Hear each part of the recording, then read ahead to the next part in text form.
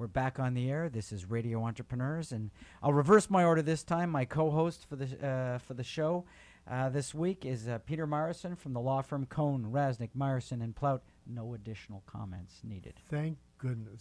Jeff, as always, it's great to be here. I'm sorry it's so cold outside, but, just because it's, May and it's 8 degrees. Yeah. Spring has sprung and the snow has fallen. I want to thank our great friends at The Social Scene who are hosting us for the whole month of April, the launch of spring and the sports season launches for many sports, by the way. And for those of you who have a social life, I encourage you, visit socialscene.me to see how they are bringing people together one event at a time. And, that's relevant to our next guest, because our next guest is, she's involved with events, correct? Correct. And it's Alison Nolan from Boston Harbor Cruises, and she's principal and GM. Welcome. Welcome. Thank you. Thank you for having me. That's our pleasure. So for those who don't know, and clearly Peter does, he's a groupie. We got that before the mics were on. Tell us about Boston Harbor Cruises. Sure. Boston Harbor Cruises is actually a family business, so I'm fourth generation, and we're celebrating our 90th anniversary this year. Kudos to you. Yeah, Wow, thank you. That's Wow. fabulous. Yep. Thank you. So we're very excited about that. And I think what people might not know about Boston Harbor Cruises is how diverse the company is. We have an awful lot of offerings on a fleet of 52 vessels.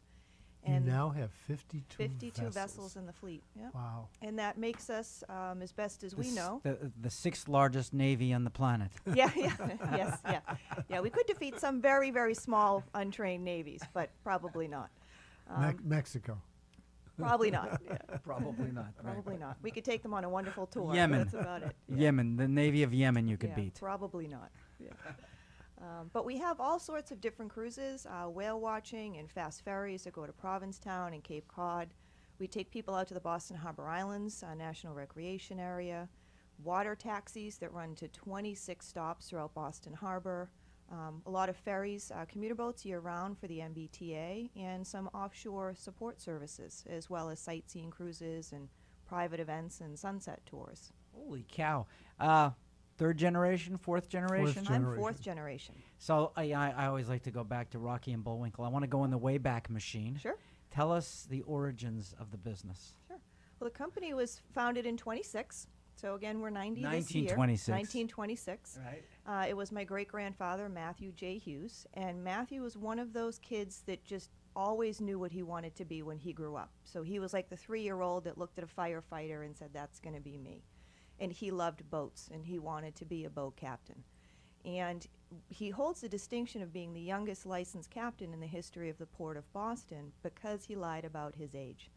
So at the time, many people of that generation did. Yes, yeah. Usually not when you're young. You do that when you're a little older, like when my they were age. trying to You get lie into about the your army, age. when they were Yes. they wanted Yes. to get into the army and serve, they lied about their age.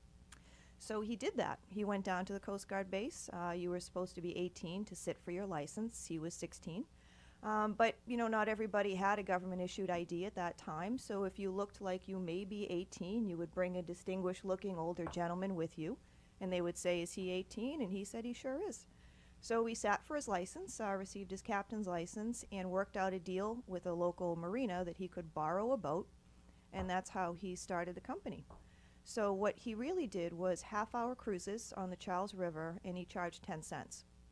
And it wasn't tourists, it was West Enders and locals looking to get out of the summer heat. So if you can imagine what it was like to live in a 4-story brick walk-up in the middle of July and August, it was almost unbearable in those conditions. So people would be out on the stoops enjoying the banks of the Charles River just to be outside and stay cool during the hot summer months. So he would ferry him up and down the Charles River just to be outside. Just to be outside and to Wow. catch some breezes and to cool off, really. What a clever guy. Mhm. So what's the etymology of the business? Sure. So he was on the Charles River for quite a long time. The company had a brief hiatus during World War II when my great-grandfather went and was a Seabee in the United States Navy. A CB. A Seabee. So they were sort of like Chris the builders. is very young. You have to say what a Yeah. CB is. Seabee is a builder of the Navy, so Okay. SEABEE. Oh, okay. And See, Chris, you didn't know that, did you? Yeah. No. and that was a trade that did really well for him when he came back, because there was a lot of Navy surplus equipment that you could purchase for relatively cheap, and that's what he did to build the fleet. and he did the renovation work on the vessels himself. He moved to downtown Boston right around 1967. Was originally where the harbor towers are, and then was relocated when they decided to build the harbor towers to where we're at Long Wharf. This was before the New England Aquarium, before Faneuil Hall was Faneuil Hall Marketplace, before the Marriott Hotel, so we were really one of the pioneers of that area, and my great-grandfather thought, well, this is awful. Long Wharf is a terrible spot. Really? You know, this will be the end of the business. How You used can to have I a condo down how can there. I sustain at Long Wharf? And, Right. and look at it now, Long Wharf is It's really hot. the center of the downtown waterfront. So really how is. Right. fortunate were we that change was made back in about 1969. So what did he do to generate this really big business that you now have? Yeah. Do you consider it a big business? I think we're a small business. I really do. We have about 200 year-round employees, and we grow to about 650 seasonally. So it seems like a big business when you're there every day, but you know, relatively, it's a small family business still. And how many family members are in the business today?